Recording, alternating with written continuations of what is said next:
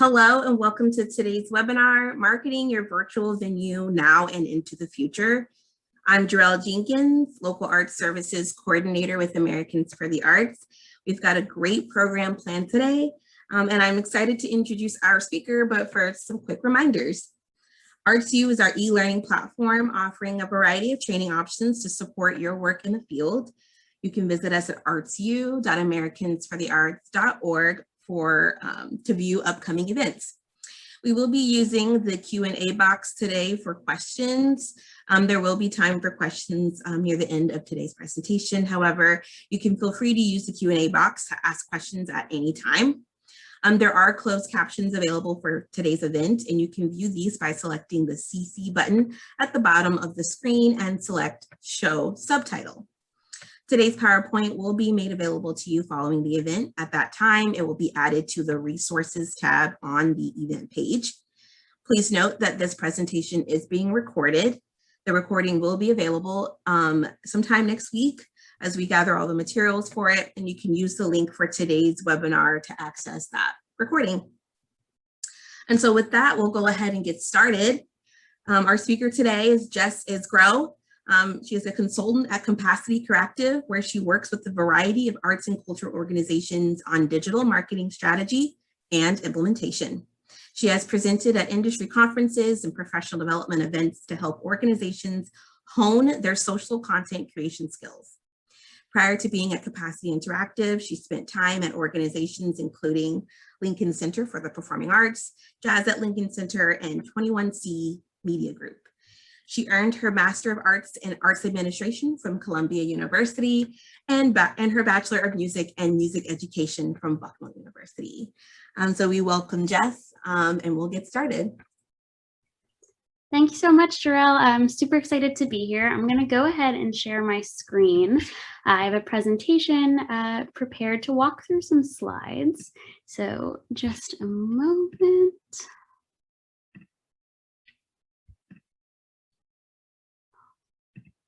Great. You should be seeing some slides now. Feel free to let me know if at any point in time you are not. Looks great. Awesome. Great. So we're here today to talk about marketing your digital venue now and into the future. As we've all learned over the last year, marketing your digital venue is incredibly important. We're able to accomplish a lot when we're still physically distant from our audiences in many cases through digital programming and the promotion of that digital programming. It's of the utmost importance, and it holds incredible potential for our audiences and for our organizations.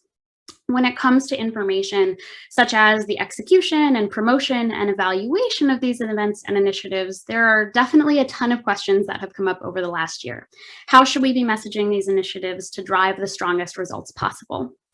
And one of the biggest questions now more than ever that's probably on many of your minds is how, if at all, this type of work is sustainable as we move towards the future, as we're looking towards the return to in-person events, or if you're already there, the increase of in-person events. So we're going to explore those topics together today.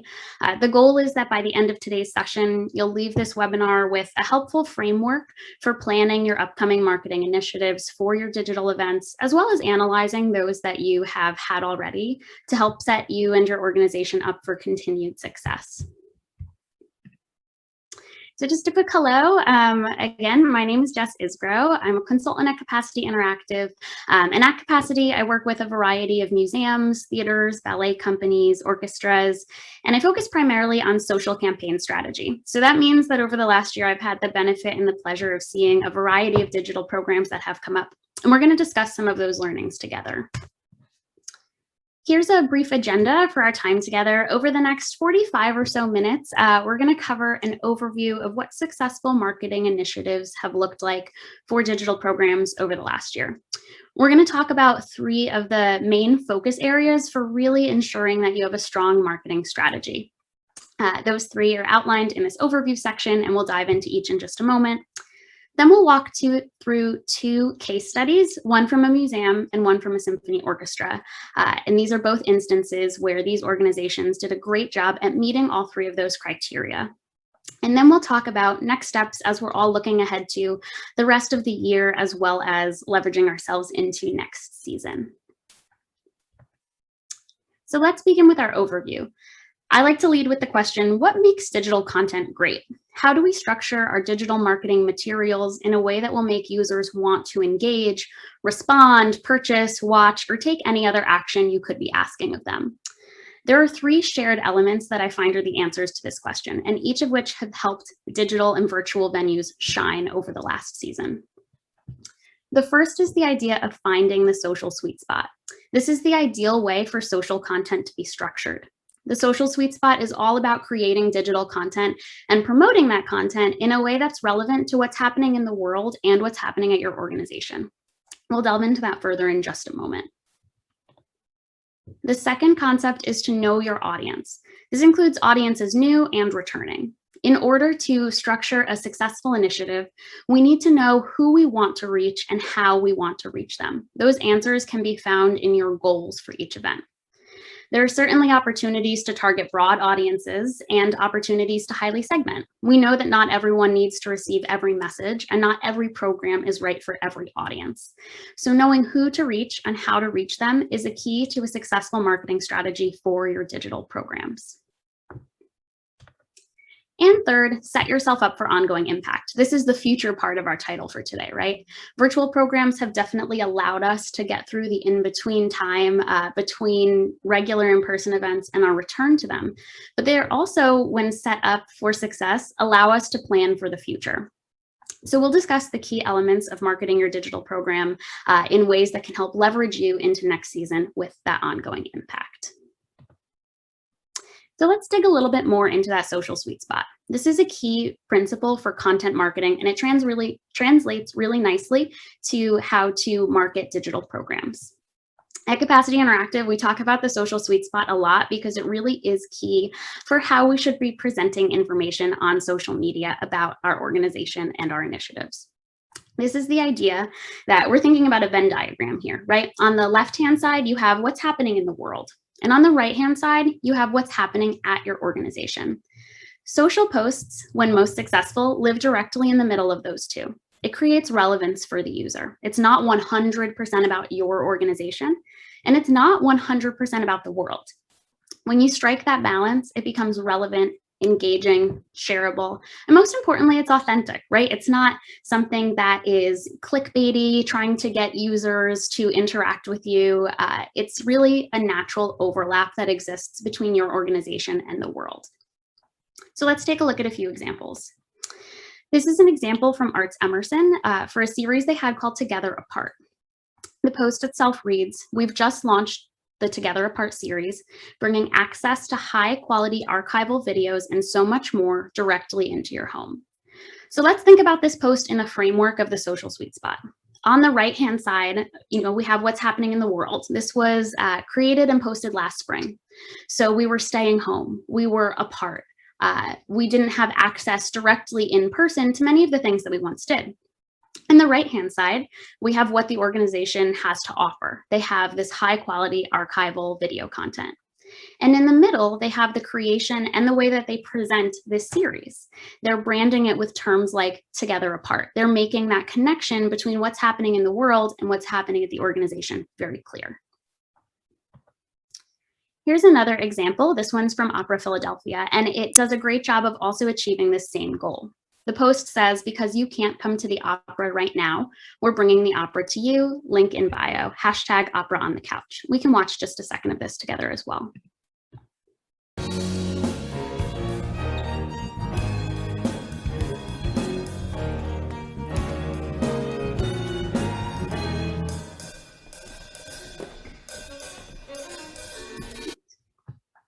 So again, this does a great job of hitting that social sweet spot. On the left-hand side, we have what's happening in the world. A lot of people are home on their couch. They use that hashtag very nicely here. And on the right-hand side, we have what the organization has to offer, which is still access to opera. It just happens to be online. And in the middle is the creation of this post and the branding of the series. Let's move on to our second concept, which is to know your audience, knowing who you want to reach and how you want to reach them. But how do you do just that? We want to find the most effective way to drive results. And it really gets at, what are your goals? What is your goal in reaching the audiences you're reaching and using the channels that you're using? I find that sometimes the how are we reaching them question is sometimes the easiest to answer. A really great place to start is by looking at where your greatest potential for impact is. This chart is a great place to start. It shows active users by platform, and you can see at the top of that list that Facebook tops the charts with 2.7 billion users. This is why the bulk of our chat today is going to focus on Facebook strategy specifically, because very often it's where we have the greatest chance of reaching the users we want to reach. There are certainly large usage numbers for many of these platforms, but we find that the ability to tell stories, especially to tell stories about digital initiatives on Facebook, can be really successful. The next step past the how is figuring out the who, and that's definitely a hard place to start. Especially at the beginning of this season, people were asking questions like, is this the time to reach new audiences? Or is this a time to focus only on existing audiences?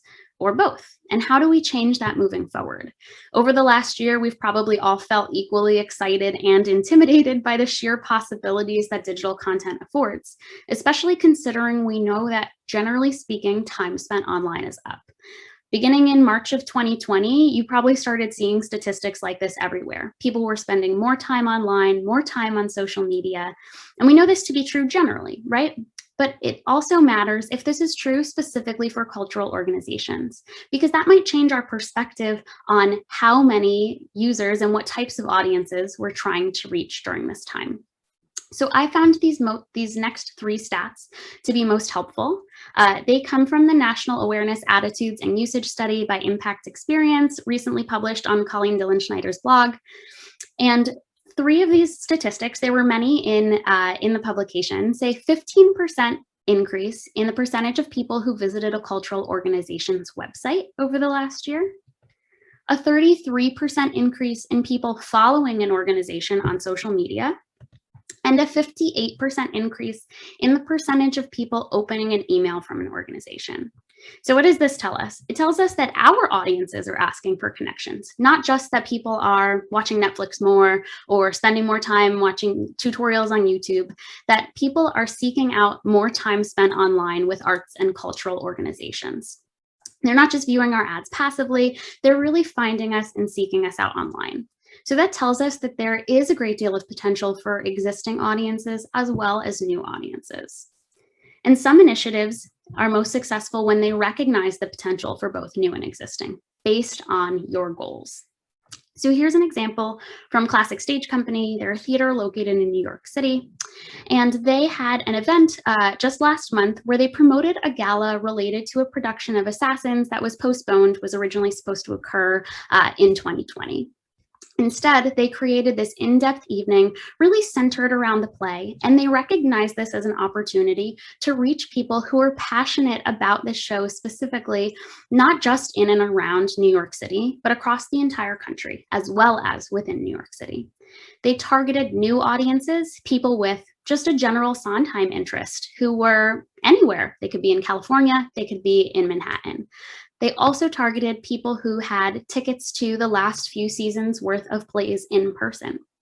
And by doing this, they were able to pool new audiences and create new connections, as well as strengthen existing connections. New audiences drove a really high number of registrations for the event, as well as donations, which is a pretty startling statistic for a brand new user. And returning audiences drove some of the highest rates of engagement. So based on their goals, which was to really share this story with as many people as were going to find it engaging, were met by this type of audience targeting strategy. Dance Theater of Harlem had a similar experience this year with a virtual version of their annual gala. They have fans and followers really all over the world, but generally speaking, when we're selling tickets to their in-person performances, we're only focused around New York City because of the distance one would need to travel for a performance.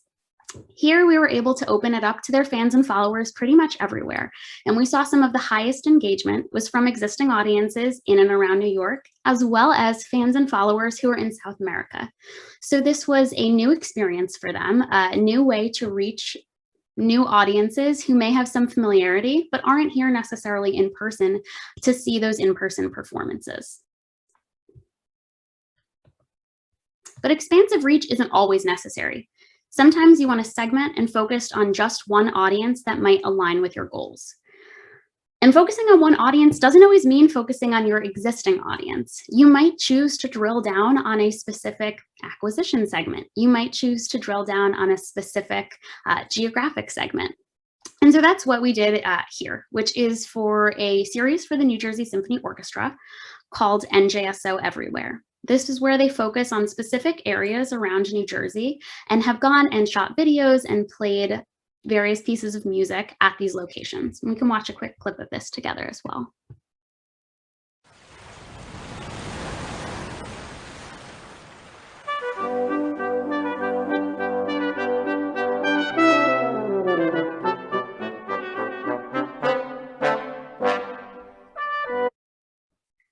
And so this video was incredibly successful in terms of the engagement that it drove. But we weren't targeting their existing ticket buyers, their website visitors. We were targeting people in and around the area where this was filmed. This reaches outside of the traditional reach of their concert sale campaigns in a standard in-person season. It finds people with an affinity for the area. And by doing so, we drove a startling 43% video view rate. For comparison, we generally use 20% as a benchmark for a successful video, so 43% is really fantastic. And that was all by narrowing in on the specific audience that they knew would respond well to this content. If the goal for the series is to connect people between music and place, targeting in this way certainly helped achieve that goal. And here's another opportunity to segment. We took a similar approach for the Chicago Symphony here. They announced a new version of their website that serves as a digital content hub. We had a modest budget and we wanted to drive awareness and engagement for that site.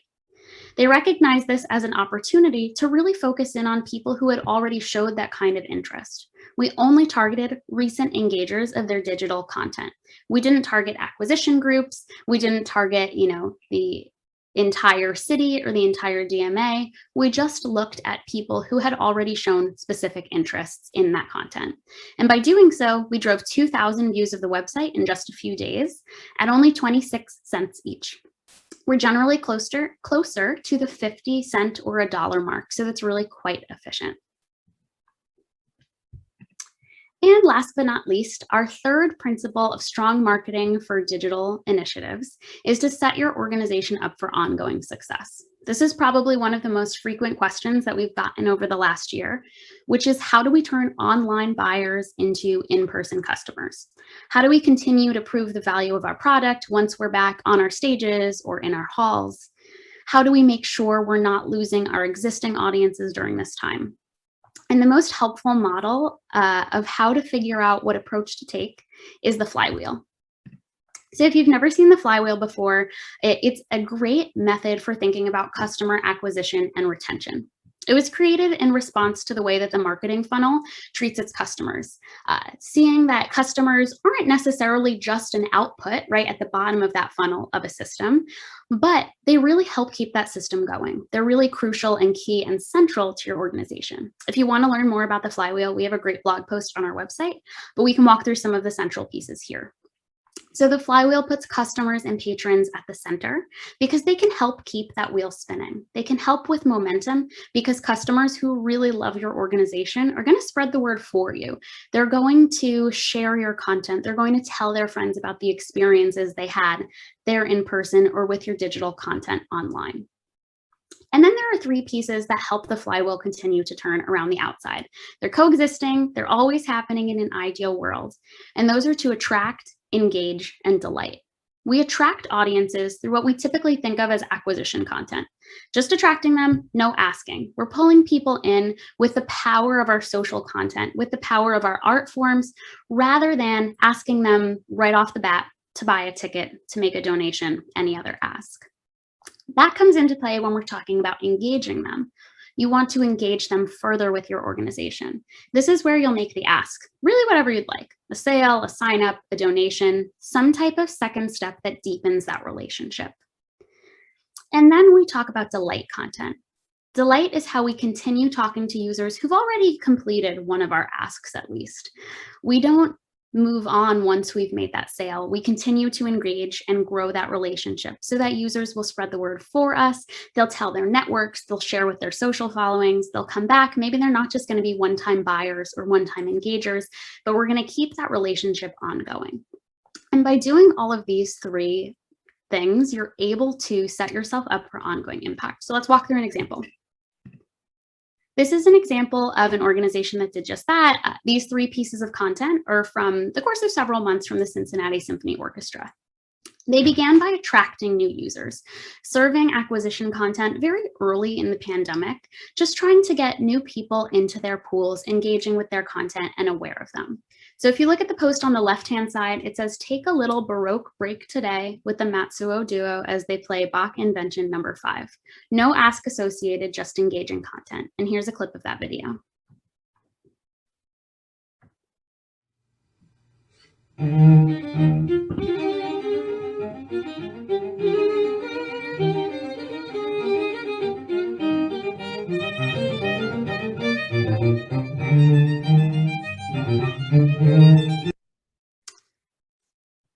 Just attracting content, no ask made. The ask comes in with the engagement content. And here's a clip of that. There's no audio, this is just a slideshow. This second piece of content was served to people who watched the first. So we attracted them, and then using Facebook's tools, we're able to pool them into an audience of video viewers.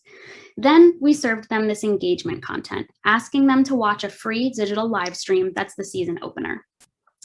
It's still an ask, even though it's free. You know, you are committing your time, you are taking an action. And by targeting people who had already seen that attract content, we were able to drive really great engagement. People who watched videos like the first one and including the first one were amongst some of the highest to engage with the live stream, to view the video on Facebook, to visit the link on their website. Lastly, we have delight content over on the right-hand side. People who viewed the live stream were then targeted with follow-up content. Again, this post is not making an ask. It talks about dueling violins and the acting associate concertmaster's explanation of how and why he's playing the piece that he is.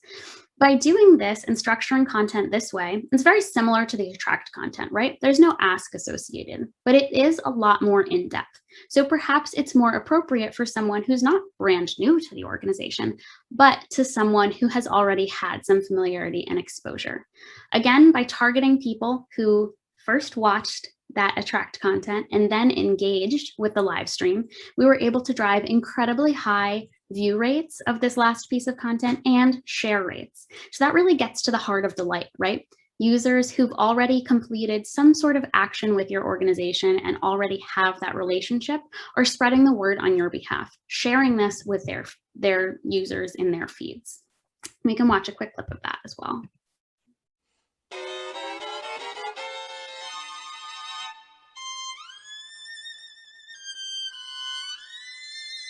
It's a fun one. Great. So by doing all three of these things, attracting, engaging, and delighting, you're able to set yourselves up for ongoing impact. Attracting drives video views. Video views equal video viewers. This is an audience of users who have engaged with you in a very light way, just in platform, but you haven't asked them for anything yet. Then you engage them further. You turn them into live stream viewers. And in this case, they were actually, in some cases, turned into ticket buyers in the months that followed as well. And then you delight your customers and patrons. This results in shares and in platform, as well as online engagement. It's a great way to set yourselves up for ongoing success.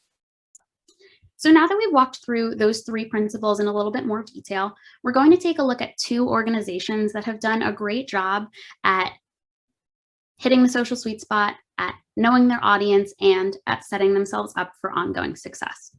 The first case study is from Discovery Place. This is a network of 4 science, nature, and kids museums in and around the Charlotte, North Carolina area. We're going to discuss a series that they created in March 2020 called Stay at Home Science. This was created and first promoted right at the beginning of the pandemic in March of 2020. And they've sustained it throughout this time and have even continued some of those posts through their reopening and through today.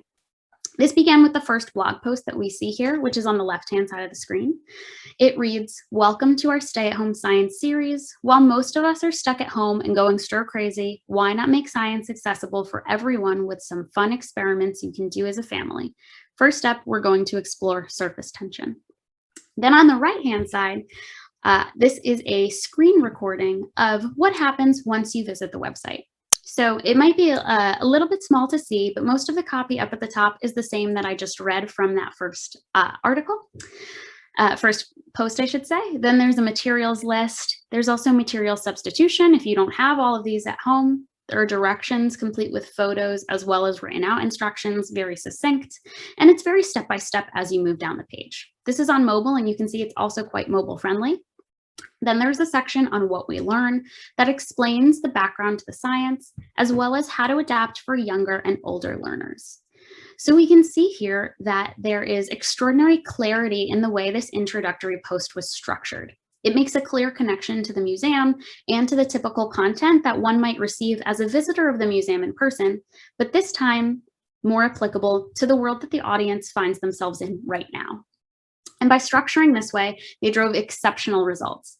They drove about 4.7 thousand views of their website from this one post alone, which was promoted over the course of several days, as well as a 5% engagement rate. This is more than double what they had seen in the month prior when they were in a regular admission selling month. After this first post, content started to branch out into a variety of different formats. They had blogs and video posts and offered different topics, different content, different formats. So let's take a look at 3 quick examples. On the right-hand side, we have a video about chicken dissection with a chicken thigh. Hey guys, Catalina here. I am the labs manager at Discovery Place Science. Today we are in my kitchen getting ready to dissect a chicken leg. Now you may be wondering, why a chicken leg? Well, it turns out that many animals, including chickens, have similar bone and muscle structures to humans. Today we're going to compare the structures we see in the chicken leg to the structures in our very own body. And the copy reads, "Hey all you adults, here's a fun way to let kids play with their food before you eat it." So the video is a bit longer than that. This is just a short clip, but you can see that it is using some fun copy, making use of some items that many people may have in their homes, and also promoting some of the people from the museums themselves. So there is that connection to the in-person experience you were once able to have. This video had an impressive 42% video view rate. Again, and in most cases, we're looking at 20% as an indicator of success. So 42% is really stellar. The second video here is capitalizing on an existing asset. This is a video of their alligators from their nature museum. It highlights this exhibition that you were once able to see in person at the museum, but during the period of time when it was promoted, you were unable to see them in person. So it brings this into users' homes. If you were to click through to the link on the website, there's more information to be learned about the animals. And again, this drove a video view rate of upwards of 40%. So another stellar instance of engagement. And then last but not least, we have a binary bracelet blog post. It had copy that talked about the strong emotional connection you could have from this activity. In times like these, it's nice to be able to look down and see a reminder of a meaningful message that makes you happy.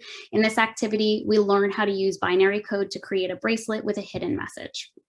Once you're over on the website, you can learn more about this activity, similar copy to what was included in the post to start, a table that breaks down how exactly to write this type of message, and the same information as the first blog post we saw.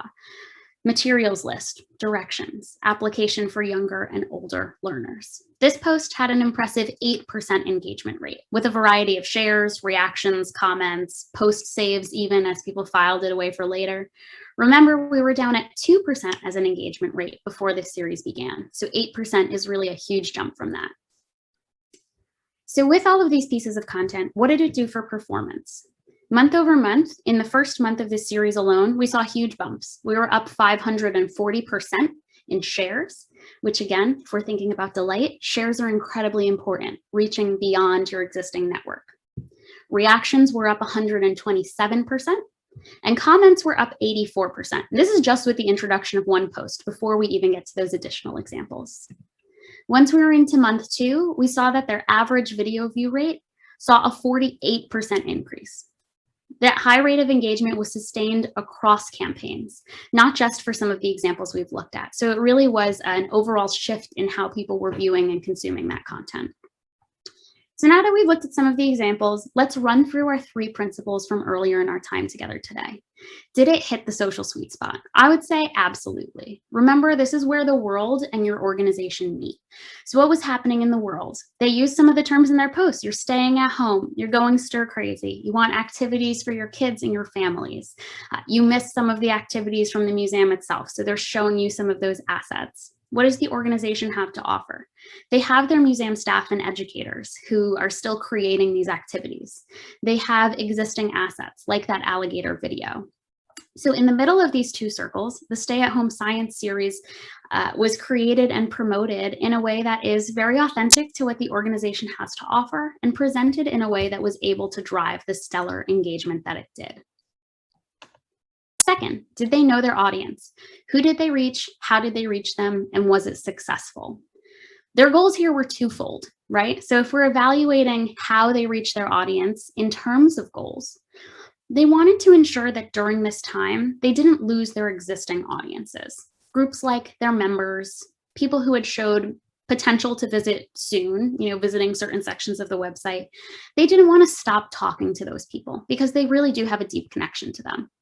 They also didn't want to turn off that ongoing acquisition that we typically do for them in a regular admission selling month.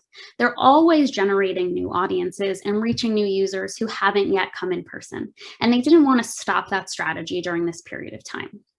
So with that in mind, we reached a variety of users through these campaigns.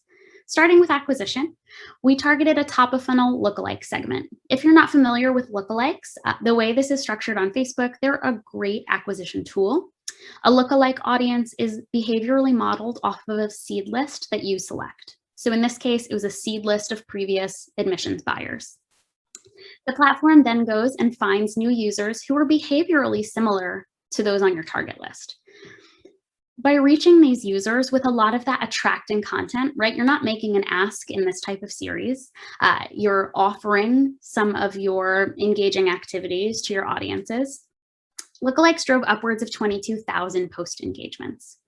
We also targeted parents as part of this, parents in and around the Charlotte area. They weren't parents across the entire country, right? So when we're thinking about when to go broad and when to be a bit more narrow, we wanted some type of familiarity, even if it wasn't with the organization itself. Maybe it was just with the area. This again opened the campaign up to the ability to reach new users as well as to drive fantastic engagement. Parents were very successful here. Next, we have fans and engagers. In a typical month, we usually target fans, but they don't always do amazingly well. Sometimes they do well, sometimes they're not the top performer. That wasn't the case during this campaign. Fans who had already gone and sought out Discovery Place online, that were following their page, were really appreciative of this type of content. They enjoyed the content, they engaged with it highly, and many months they were amongst the top performers. Same with engagers. They very often traded off in terms of who had the highest in-platform response. And the most bottom of funnel group, members. Again, this is a key audience for the museum. They didn't want to lose them during this period of time, and so they wanted to continue to talk to them through this campaign. By doing so, they drove exceptional results and a 16% engagement rate. In February, we were at 2% on average, and now this one specific group throughout the course of this campaign had a 16% engagement rate. These are some of the most important users to keep reaching. They have a deep connection to the museum, and they were likely really missing the repeat visits throughout the year that many of them take. So all in all, they knew their audience, they knew who to reach, and they were successful pretty much across the board with strong response from different groups. And last but not least, were they set up for ongoing impact? Thinking about this in the context of the flywheel, are we continually attracting, engaging, and delighting users? When we do this, impact can be threefold. Attracting users can create audiences for now and for the future. Engaging users sets the stage for purchase behavior, and delighting users helps them continue to interact beyond that initial purchase. So we attracted a whole lot of new users through this. We were at about 43,000 video viewers of the Stay-at-Home Science content, 14,000 video viewers of Stay-at-Home Science pages on the website. And we both have continued to target them through the museum's reopening in the fall, as well as moving forward. Those are audiences we can still market to, setting yourselves up for success. We were able to engage users, making asks of them. Once the museum did reopen, we served admissions ads, how to visit safely, to users who had already interacted with online content. And by doing so, we drove upwards of $8,000 in revenue from these new pools alone. And then delighting users. Over the course of the campaign, we've continued to talk to these groups, and they've driven upwards of 5,000 additional shares since that time. That means 5,000 additional opportunities to reach users outside of the existing network. All in all, this is a very successful way to market a digital series like Stay at Home Science. And now we'll shift gears a bit to take a look at the Toronto Symphony Orchestra. This is our second and final case study for the day. And we're going to walk through two campaigns that ran during the same window and how they worked together to bolster the TSO's programming for new and existing audiences. These two ongoing efforts were a lead generation campaign as well as an on-demand campaign for virtual performances that you could watch from home. So let's take a look at lead generation first. The lead generation portion of this campaign began before the on-demand portion of the campaign, tongue twister. And so this leveraged Facebook and Instagram's in-platform lead generation capabilities. If you're not familiar with lead generation, it's a great tool. It allows you to build out a form that auto-populates within the platform so users can submit their information and you can grow your CRM list. I'm going to play this video. There's no audio. Well, I muted it for this example, so we can take a look at this together. It says, enjoy this lush virtual version of Fauré's Cantique de Jean Racine, performed in collaboration with the TSO, the Toronto Symphony Youth Orchestra, and the Toronto Mendelssohn Choir. Sign up for our email club to have virtual moments like this one and more sent right to your inbox. Then over on the right-hand side, we have another screen recording, this time of what happens when you click sign up right over here. In doing so, you're then able to see this form, just a bit of information, then the form that auto-populates with your contact information. When you click next, you see a privacy policy, and you could click the submit button at the bottom and your information is sent to the organization. So this is just really to illustrate how easy and frictionless this process is. This was the first video in the lead gen series. And it drove exceptional results. Right out of the gate, 228 leads at 88 cents each. 88 cents is incredibly efficient. It's well below the average that we see across previous seasons of work across a variety of organizations. The cost per lead is generally closer to $5, maybe even $10, depending on the initiative. And that's not bad when we think about the potential lifetime value of a customer. But 88 cents, that's incredibly efficient and was really promising for the campaign as a whole.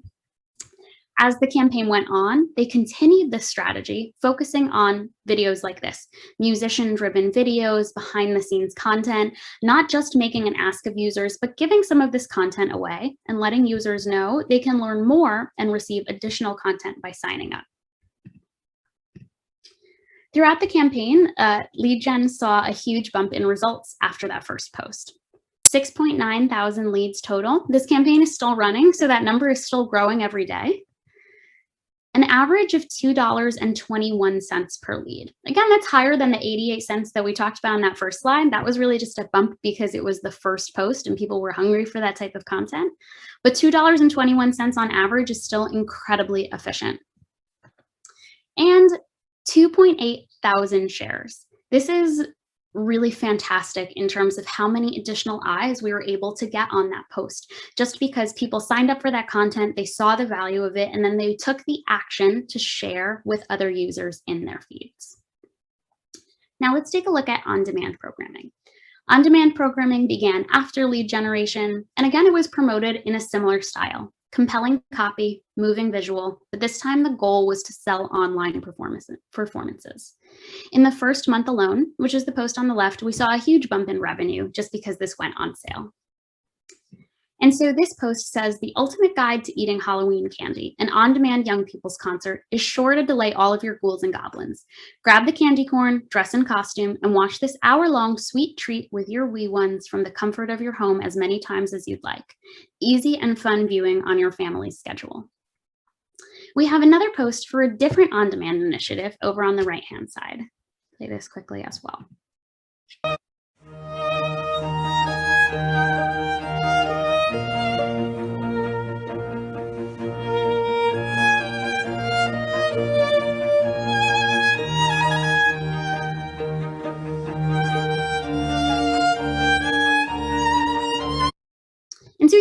two different approaches were taken here.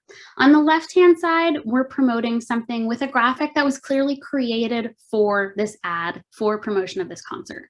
On the right-hand side, they're making use of an existing asset. The copy says, last year, members of your TSO performed part of Winter from Vivaldi's The Four Seasons in the Toronto Star newsroom. Now you can enjoy the complete work from home. Purchase a pass today.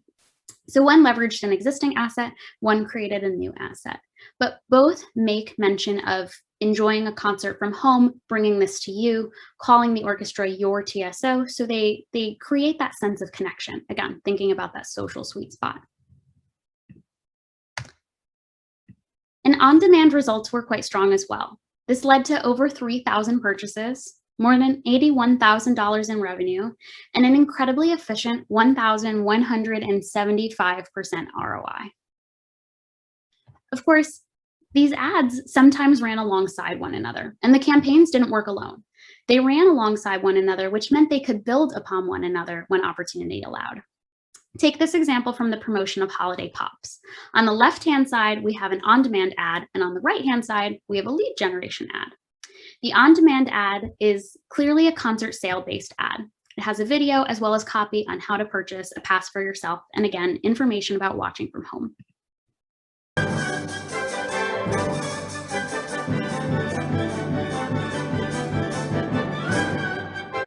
And on the right-hand side, it says, ever wonder what the TSO principal pop conductor's favorite holiday tune is? Listen here and then enjoy the on-demand program.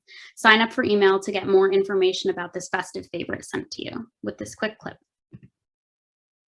One of my favorite holiday Christmas songs is not one that most people think of right away. It was actually written by composers Sammy Kahn and Jimmy Van Heusen, originally for Bing Crosby. My favorite version, though, was sung by the great Ella Fitzgerald, and the song is called The Secret of Christmas. So these were sent to, or served to, sometimes overlapping audiences. There were certain groups that were reached by both campaigns. Sometimes the only touch point a user got, depending on what segment they were part of, was from the on-demand campaign. Sometimes the only segment that was reached was in the lead gen campaign. But think about the impact for users reached through both, right? They learn a little bit more about the program. They see that there's additional information to be had. Perhaps they not only purchase a pass, but they sign up for emails. And so once these campaigns ran alongside each other, they drove more leads. A higher lead conversion rate occurred once on-demand launched alongside lead gen. Revenue increased when we look at the combined effect for $113,000 total. And we had upwards of 6,000 total shares. We often see that having multiple touch points with an organization can maximize results. Users are kept engaged, they learn a little bit more about your programming, and you build on your message and cut through the noise of what else is happening on social media around you. So again, let's analyze this in the context of our three main principles. First, did they hit the social sweet spot? And absolutely. I think looking back at their content, you can see that virtual concerts are, talked about being brought straight to your inbox. They're using sometimes those Zoom style or Brady Bunch style videos where you see musicians playing in their own homes. Very relevant to the type of content we're experiencing in our own lives. They give away content through email as well as online and offer you the opportunity to purchase from home using really accessible and comforting language like watch from your couch, grab a warm blanket, watch with the whole family as many times as you want. This helped make a stronger connection between the organization and the world and ultimately was a factor in driving those strong results. Next is knowing their audience. Who did they reach? How did they reach them? And was it successful? We're going to talk about some similar groups to what we looked at in the Discovery Place section. At the top of the funnel, they wanted to reach new users for some of these campaigns, but not all of them. Only some of the on-demand campaigns included audience acquisition. When they did, it was quite successful. Those groups drove upwards of $2,000 in revenue, but they weren't included in all campaigns. They were generally included in campaigns for really high demand programming. Next up was engagers. Engagers and video viewers were targeted, but just in the Ontario area. So they had some sort of place affinity, even if they were relatively new to the organization. They also drove a good amount of revenue and engagement, upwards of $12,000 together.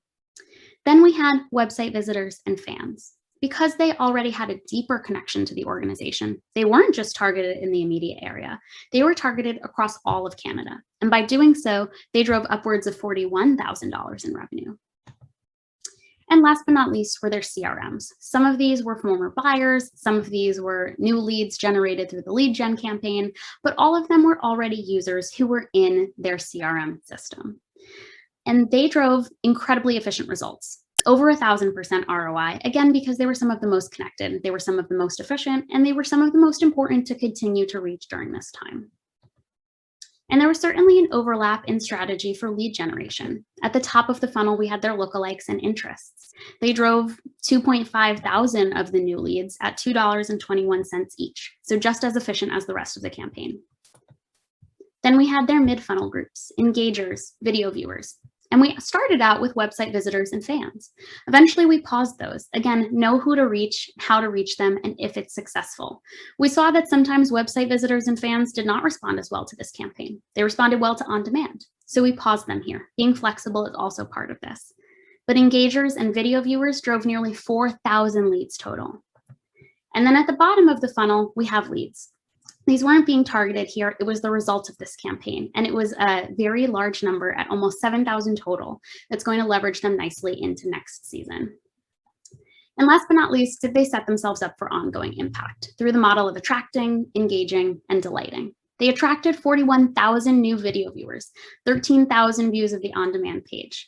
These are all users they can continue to pool and target through their Facebook and Instagram campaigns in the future, leveraging them nicely into the months ahead, summer, and the next season. They can continue to talk to these people. They engaged a lot of those users, driving $113,000 in revenue, as well as a variety of purchases, even donations. And they delighted those users. Over the course of the campaign thus far, they've driven upwards of 850,000 in-platform engagements. This includes a high number of shares, and this type of in-platform response is really key to helping attract new users to the organization through shared content, saved content, content you see your friends and social networks responding to. So with all of that in mind, as we're looking ahead to the summer and to our 2021-22 seasons, it begs the question, how do we carry this forward?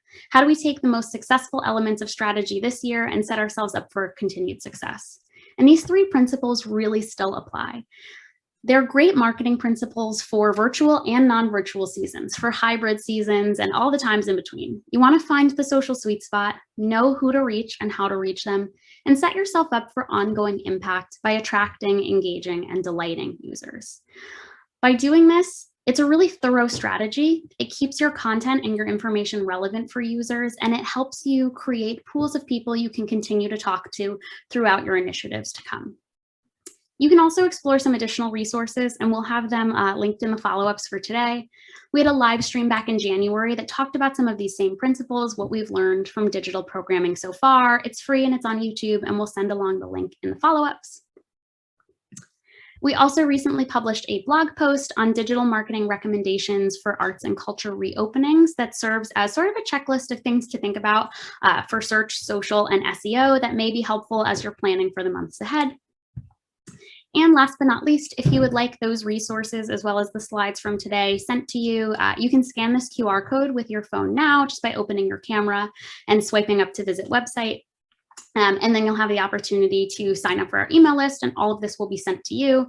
And it can also be sent through the platform that Jarrell noted at the beginning. So I'll leave this slide up for just a second, and then I believe we still have a few minutes left for questions. Right. Yeah, awesome. Thank you so much, Jess. And if you could also maybe put in the chat, I don't know if you already did this, but your email address for folks to get in touch with you. Can do. Thank you so much, Jess. This was an awesome presentation, and I'm really excited to jump into Q&A. If there are any questions at this time for Jess on anything that she spoke about, feel free to put those in the Q&A box. If not, we'll go ahead and get started with some of the questions that I had, if that's okay. Sure. So I know you mentioned this when you were chatting, but I'm curious if the Facebook examples that you presented, if any of those same strategies could be transferred to platforms like Instagram. And what would you, if so, what would you recommend as some like big tips for folks who would rather kind of take those campaigns to Instagram? Absolutely. So many of those ads actually did run across Facebook and Instagram, which is a great point of clarification. I should have mentioned that as well. So if you're running ads from Facebook Ads Manager, you do have the option to send them to both platforms. Sometimes we do that, sometimes we don't. I think the content creation principles and the targeting principles certainly translate. If you're looking for Instagram specific content, I think modeling after what you see in your own feeds is helpful. Sometimes it's a little shorter and pithier, right? You might want dedicated, longer screen content if you're using Instagram stories. So there are certainly some creative differences that you may choose to implement. Maybe we're not running a blog post on Instagram. Maybe we're focusing our quick video content there, but it can certainly drive that same level of impact. And we've definitely seen that in some of our client examples over the last year too. Awesome. Thank you so much. Yeah. That kind of goes into my next question, because I feel like there were so many beautiful videos that you showed us and you're able to showcase. So I'm curious, there may be folks in the call who may not have that video content on hand, or they've been closed this past year, and so they may not have the capacity or have had the capacity to or ability to obtain any video content. So I'm wondering if you have any ideas or tips for folks who maybe just have images or don't have any updated images, or anything that they can use when it comes to like marketing digitally their programs. Definitely. I think there are a few different paths we could take here. There's certainly a nostalgia factor that I think a lot of people feel for venues at this moment in time. So even if all you have are these shots of the outside of your venue and you're wondering if that's applicable, like absolutely get people excited for the day that they can return. We've seen a variety of different organizations use that and find success there for things like lead gen campaigns, or even just like a throwback Thursday post on Instagram. You know, we're looking forward to the day that we can welcome you back. We hope you are too, something like that. And there's also always the option of slideshows. If you are wishing that you had video content and all you have are these older photos, stitching them together into a slideshow using the in-platform tools that you can find on Facebook and Instagram, or if you want to use something else to stitch those together. I'm just going to give you a little bump in the way that that content serves. You'll get the added benefit of video. So we talked about video viewers a lot in this, for example. You can still build that off of a slideshow. You might want to call them slideshow viewers, but it's the same platform tool, right? They're viewing something that the platform reads as video content, and you can hold on to them for later. So there certainly is opportunity to build upon that. And there's nothing wrong with using an older image. I think we've probably seen it a lot in our own feeds as well.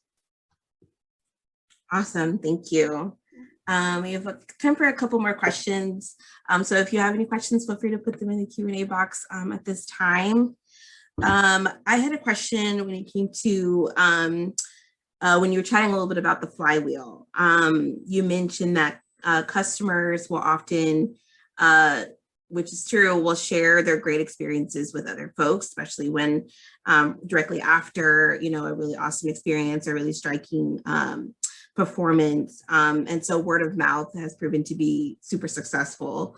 But I'm wondering if you have any advice or recommendations for how organizations can help their customers do that more conveniently, maybe using social media.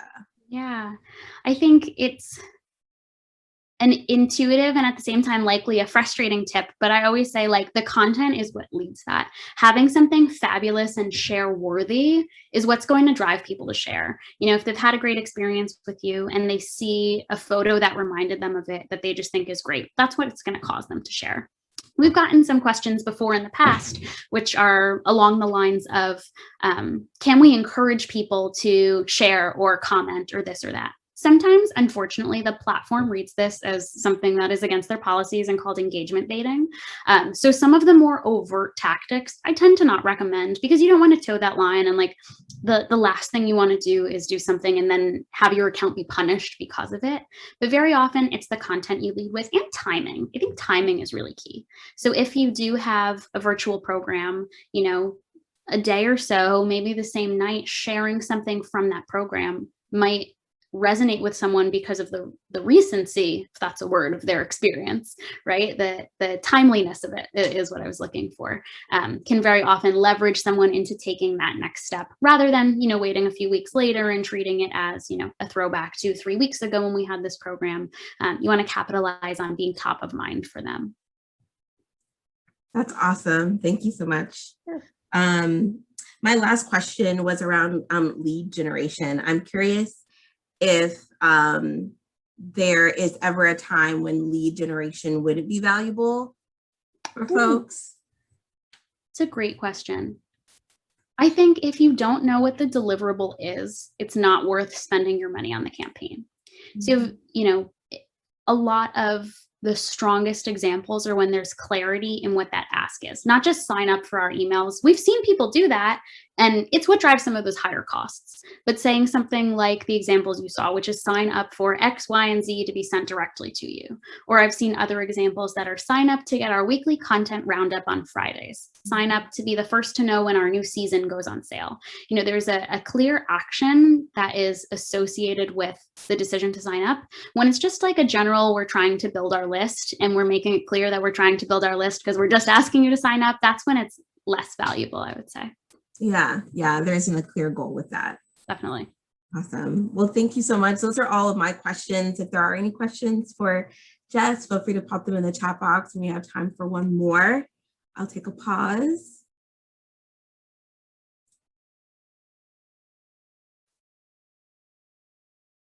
Okay.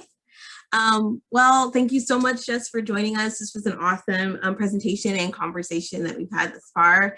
And we hope that we can continue to have you back for maybe a 2.0, because I feel like the rest of this year is just going to be, we don't know what's in store, but we're excited about it. I feel like this content is really going to get folks excited and encouraged and motivated. So we're really excited about that. Thank you so much. Awesome. Thank you so much for having me. It was a lot of fun. Yeah, and thanks everyone for joining us for today's event. Once again, this presentation was recorded and will be available for replay in the coming days. And you can visit us at artsu.americansforthearts.org for other training opportunities and resources. So until next time, take care. Bye.